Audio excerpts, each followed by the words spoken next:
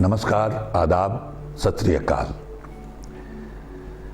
दोस्तों, आप लोग बुरा ना माने, वास्तव में हम लोग एहसान फरामोश और महा दोगले किस्म के लोग हैं।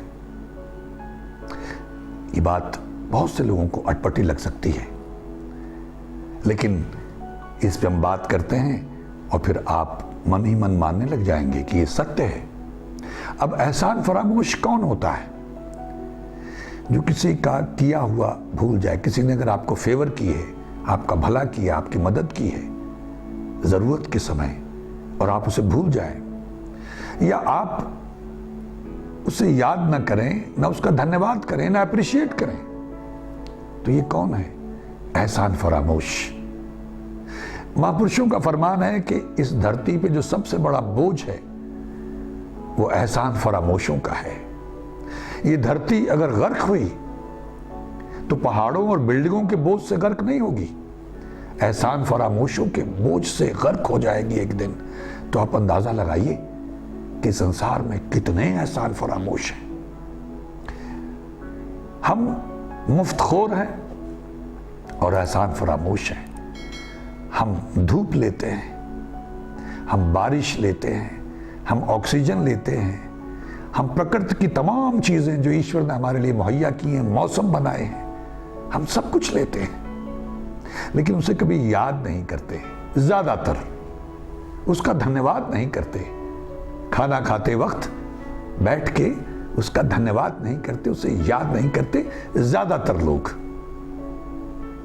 हमें इस बात का एहसास ही नहीं है कि उसने क्या कुछ क्रिएट कर रखा है। ये शरीर हमें दिया, इससे कभी बिल नहीं दिया। ये अरबों खरबों का शरीर है। आजकल सुनने में आ रहा है कि कोरोना का बहाना बना के, प्रोटोकॉल का बहाना बना के लोगों के कलपुर्जे निकाले जा रहे हैं। 2-4 जगह ऐसा हुआ है कि गांव के लोगों ने लड़के बॉडी छीन ली और देखा तो उसमें कोई कलपुर्जा ही नहीं था। तो वो करोड़ों में बिकते हैं। इंसान इतना गिर गया है कि इंसान के पुर्जे निकाल के कल पुर्जे बेचने लग गया है, उसके अंग बेचने लग गया है। तो ये शरीर जो अरबों खरबों का है, जो स्वतः चलता है, ये हमको उस मालिक ने मुफ्त में दिया, कभी कोई बिल नहीं भेजा। ये ऑक्सीजन अबंडेंस में दी, उसके इंतजामात किए। इतनी प्रकृति, इतने पौधे, हम मूर्ख उन पौधों को ही काटने लग गए। सब कुछ मुफ्त में। ये बारिश होती है अरबों खरबों टन, उसको मालूम है इनको पानी चाहिए तो बारिश कर देता है। रुई जैसे लगते हैं बादल और उनके जरिए अरबों खरबों टन पानी, बाढ़ आ जाती है, ऐसे गिरा देता है। सूर्योदय होता है, छुपता है, सूर्य से लोग मोटरें चलाने लग गए, बिजली पैदा करने लग गए, लाइट का काम लेने लग गए, मुफ्त में। सब कुछ उसने मुफ्त में दिया हुआ है। ये स्पेस दिया हुआ हमको इस्तेमाल करने के लिए, लिमिटलेस स्पेस मुफ्त में दिया है, लेकिन हमें कोई एहसास नहीं। हम तो एहसान फरामोश लोग हैं, हम उसे याद ही नहीं करते। हमारे पास फुर्सत ही नहीं है कि बैठ के उसका धन्यवाद करें। भोजन दिया है, अन्न दिया है, ये पदार्थ उस मालिक ने पैदा किए। हमने तो हाइब्रिड के नाम पे जहर परोस दिया है, उससे कैंसर होता है। ये जो हाइब्रिड चीजें आ रही हैं ये खतरनाक है, लेकिन किसी शैतान के दिमाग की उपज है। वो सब्ज बाग दिखा के ज्यादा पैदावार बहुत खूबसूरत लगते हैं, लेकिन उसके पीछे अगर आप देखें तो बीमारियां हैं। लोग कहते हैं कि उसमें तो जहर ही लगा होता है शुरू में ही, कीड़े ना लगे, ये ना लगे, वो ना लगे, वो ना हो। लेकिन हमने ये सब कुछ हासिल किया, प्राप्त किया, लेकिन उसका कभी धन्यवाद नहीं किया, उसे कभी याद नहीं किया। वो कृतज्ञता का भाव तो आता ही नहीं है। तो हम सब एहसान फरामोश नहीं है तो और कौन है? हम सब इस धरती पे सबसे बड़ा बोझ नहीं है तो और कौन है? इटली में एक बुजुर्ग, आप लोगों ने शायद ये पोस्ट पढ़ी हो, एक बुजुर्ग कुछ दिनों के बाद में जब डिस्चार्ज किया जा रहा था तो उसको बिल दिया गया, ऑक्सीजन का बिल दिया गया। तो वो देख के बिल रोने लग गया। तो उससे पूछा गया कि आप रो क्यों रहे हैं, बिल ज्यादा है? तो उसने नहीं, ऐसी कोई प्रॉब्लम नहीं है, बिल मैं दूंगा, तो आप रो क्यों रहे हैं? उसने कहा मैं रो इसलिए रहा हूं कि मैं उस मालिक का, उस ईश्वर का, उस गॉड का, उस अल्लाह का कितना बड़ा कर्जदार हूं। मैं 90-95 साल का हो गया हूं, मैंने उसकी कितनी ऑक्सीजन, कितने उसके जरिए फ्री में इस्तेमाल किए, मुझे तो इस बात का एहसास ही नहीं था। मैं यहां 8-10 दिन रहा तो इतना बड़ा बिल आ गया ऑक्सीजन का।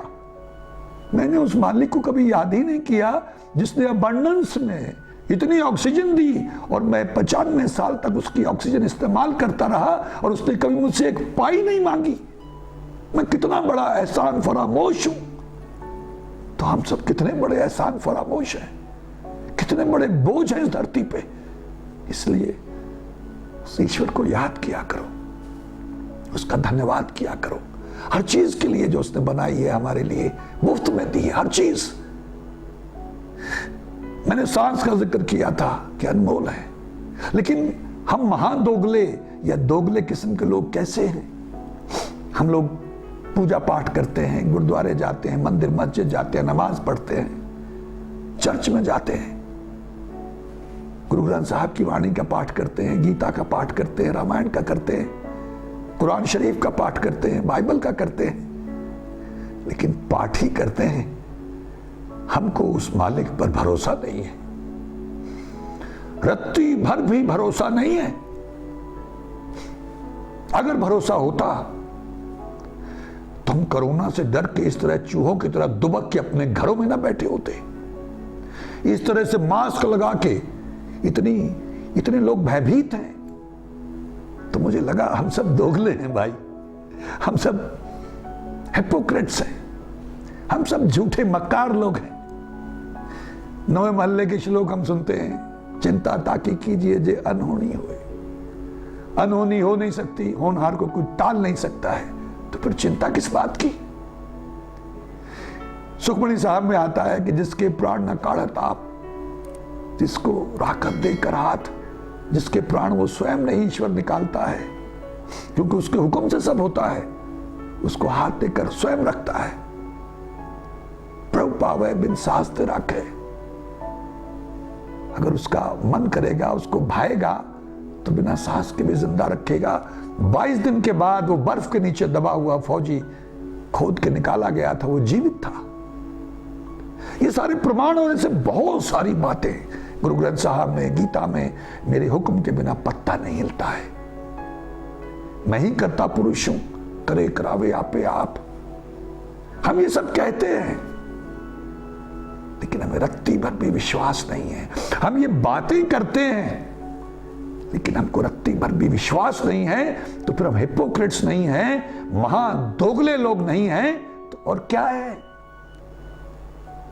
वो जिस मालिक ने ये सृष्टि बनाई है, अगर उसने आपकी सांसें लिख दी हैं, तो जब तक आपकी सांसें हैं, आपको कोई कोरोना, कोई बीमारी, कोई महामारी, कोई गोली तक नहीं मार सकती है। गोली भी अगर सीधी आती है तो ऐसे रास्ता बदल के निकल जाती है। युद्ध में बहुत बार ऐसा हुआ है, हवाई जहाज का क्रैश होता है, जिनकी सांसें हैं अभी बाकी हैं, वो जिंदा निकलते हैं। भूचाल आता है, कितने दिनों के बाद बिल्डिंग के नीचे से बच्चे, बूढ़े जिंदा निकलते हैं। ये प्रमाण है हमारे पास, और इन हमारे धर्म ग्रंथों में ऐसे बहुत। मैं तो अज्ञानी आदमी हूं, कोई विद्वान नहीं, मुझे ज्यादा ज्ञान नहीं है, लेकिन जो ज्ञानी लोग हैं, विद्वान लोग हैं, बता सकते हैं। आप खुद अध्ययन कर सकते हैं कि जगह जगह ये कहा गया है कि सब उस मालिक के हाथ में है। अगर आपकी मृत्यु आ गई है तो आपको कोई बचा नहीं सकता है, और अगर आपकी मृत्यु नहीं आई तो आपको कोई मार नहीं सकता है। जब मृत्यु आ जाएगी तो मृत्यु आपके पास चल के नहीं आएगी। आपकी मृत्यु, उसकी जगह और उसका टाइम सुनिश्चित है पहले से। जब आप पैदा हुए थे, आपको स्वयं वहां चल के जाना होगा। कैसे मरेंगे? महामारी से मरेंगे, किसी बीमारी से मरेंगे, एक्सीडेंट से मरेंगे, गोली से मरेंगे। जैसे भी आपने मरना है, आप वैसे ही मरेंगे, ये सुनिश्चित है। तो हम लोग बड़े बड़े पंडालों में देखता हूं, बड़ी बड़ी कथाएं हो रही हैं, हवन हो रहे हैं, यज्ञ हो रहे हैं, पाठ हो रहे हैं, महायज्ञ हो रहे हैं, सत्संग हो रहे हैं, लेकिन हम दोगले लोग, हम हिपोक्रेट्स लोग सिर्फ आडंबर करते हैं, प्रपंच करते हैं, पाखंड करते हैं। उस त्रिलोकीनाथ पे, उस सर्वशक्तिमान पे, उसके नाम की ताकत पे, उसके हुक्म पे विश्वास नहीं करते हैं। यह हमारा दुर्भाग्य है। और खास करके मैं हमारे देश के लोगों से कहना चाहता हूं, हिंदुस्तान के लोगों से कहना चाहता हूं, ये तो अध्यात्म के लिए माना हुआ देश है दुनिया भर में। ठीक है, बहुत सारे पखंडी बाबाओं ने धर्म का बहुत ही दोहन किया, धर्म के नाम पे लोगों का शोषण किया, लेकिन जो धर्म है वो तो गलत नहीं है, जो ईश्वर का नाम है वो तो गलत नहीं है, जो अध्यात्म है वो तो गलत नहीं है। लोग गलत हो सकते हैं, उसका प्रचार करने वाले लोग लालची हो सकते हैं, पाखंडी हो सकते हैं।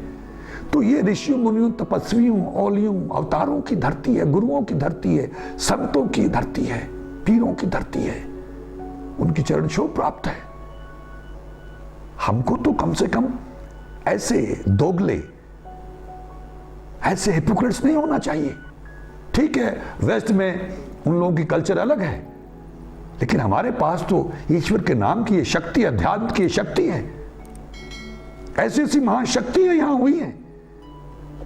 ये तो अपना खुद ही मखौल उड़ाना, अपना मजाक उड़वाना है, अपना जुलूस निकलवाना है और अपने आप को दोगले साबित करना है। मैं उम्मीद करता हूं कुछ दोस्तों की बात ये पकड़ में आई होगी। निस्संदेह समय खतरनाक है, अंधकारपूर्ण है, परिस्थितियां विकट हैं, आने वाला समय और विकट हो सकता है और होगा, क्योंकि पहले ठीक ठाक था तो इतना बुरा आ गया टाइम, अब इतना बुरा चल रहा है तो आगे अच्छा कैसे होगा। अप्रैल 2021 तक तो समस्या रहनी है, अक्टूबर नवंबर में ज्यादा भयानक भी हो सकती हैं, तो उसमें क्या काम आएगा ईश्वर का नाम। सिर्फ बातें नहीं करें, ईश्वर का नाम जपें, सुने, गाएं, प्रार्थनाएं करें। अगर सब लोग इकट्ठे होके पूरे देश भर में या पूरी दुनिया में ईश्वर से प्रार्थनाएं करनी शुरू कर दें तो बड़ा दयालु है, दया करके माफ भी कर सकता है, सूली को सूल बना सकता है, फांसी को कांटा बना सकता है। हम सब उसके बच्चे हैं। इसलिए मैं उम्मीद करता हूं, जो मैंने कहा कि हम सब लोग एहसान फरामोश लोग हैं, एक तो एहसान फरामोशी से बचिए, उसे याद किया करिए, उसका धन्यवाद किया करिए हर चीज के लिए। और दूसरा,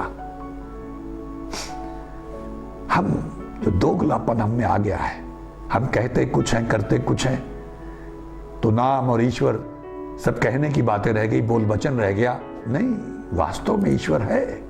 ईश्वर का नाम उससे भी ज्यादा शक्तिशाली है। ईश्वर के नाम का डंका बजता है, उसके नाम का सिक्का चलता है सारे लोकों में, सारी सृष्टि में। ये हमारी ही मूर्खता है कि हमको मालूम नहीं है, हम उसकी शरण में जाते ही नहीं हैं, ना हम उसको याद करते, ना उसका धन्यवाद करते हैं, और ना ही हम उसको मानते हैं, सिर्फ बातें करते हैं। जिनकी भी ये बात पकड़ में आई, प्रयास कीजिएगा। आपको कोई मार नहीं सकता है अगर आपकी सांसें बाकी हैं, और अगर आपका समय आ गया तो आपको कोई बचा नहीं सकता है, तो फिर डर किस बात का। और एहसान फरामोश बन के क्यों लोग घूम रहे हैं? क्या देना है उसको? अरे भाई, उसको तो कुछ चाहिए ही नहीं, वो तो सबसे बड़ा दाता है। देंदा दे लेंदे खप पाए, देंदा दे लेंदे थक पाए, जुगा जुगंतर खाई खाए। गुरु नानक देव जी महाराज, वो देता देता चला रहा है, देंदा दे, लेने वाले मर खप गए, लेकिन वो देते नहीं थका। तो उसको हमसे और क्या चाहिए? उसको तो कुछ चाहिए ही नहीं। बस उसको याद करने से, उसका नाम लेने से, उसका धन्यवाद करने से हमारी ही तरक्की होने लग जाएगी, हमारा ही लेवल अप होने लग जाएगा, हमें ही प्रमोशन मिलने लग जाएगी, हम ही एहसान फरामोश होकर धरती पे सबसे बड़ा बोझ बनने से बच जाएंगे। उस पर विश्वास कर लेने से हमारी गति हो जाएगी, हमारा उद्धार हो जाएगा और हम महादोगले बनकर जो जीवन गुजार रहे हैं, जो हिपोक्रेट बनकर जीवन गुजार रहे हैं, उससे बच जाएंगे। ये बहुत शर्मनाक बात है, खास करके हम लोगों के लिए। इसलिए कोशिश करिएगा उसका नाम जपने की, उसका धन्यवाद करने की, उसको याद करने की, उस मालिक को, और उस पर विश्वास करने की। फिर ये भय नहीं रहेगा। ये कोई महामारी नहीं है। हालांकि बहुत सारे डॉक्टर साइंटिस्ट चिल्ला रहे हैं, विदेश में, अमेरिका में तो लोग खुल के सामने आ रहे हैं, ये हमारा ही देश है, यहाँ सब दुबके बैठे हैं, लोग भी और हमारे अपोजिशन के लीडर्स भी, और जो लोग बड़ी बड़ी बातें करते थे वो भी, कुछ एक जिंदा लोग लगे हुए हैं चीखने चिल्लाने, लेकिन उनकी कोई बात सुन नहीं रहा। न कारखाने में तूती की आवाज की तरह है वो। मैं उम्मीद करता हूं जिन लोगों की बात ये पकड़ में आई है, तो डर तो आपके पास फटकेगा नहीं, और आपको डरना चाहिए भी नहीं। ठीक है, जो हमारे नियम कानून संविधान के मुताबिक उनका पालन करना चाहिए, उनका अनुसरण करना चाहिए, लेकिन अगर आपको दिखाई दे रहा है कि आपके साथ ज्यादतियां हो रही हैं, आपके हकों का हनन हो रहा है, तो आपको आवाज उठानी चाहिए, ईश्वर पर भरोसा रखना चाहिए, उसको याद करना चाहिए, धन्यवाद करना चाहिए उसका हर पल, और उस पर भरोसा रख के भय से मुक्ति पानी चाहिए। मैं उम्मीद करता हूं कि कुछ मित्रों की बात पकड़ में आई होगी और आज के बाद वो इसका अनुसरण करने का प्रयास करेंगे। आप सबका बहुत बहुत धन्यवाद। ईश्वर हम सबका भला करे। नमस्कार, जय हिंद, जय भारत।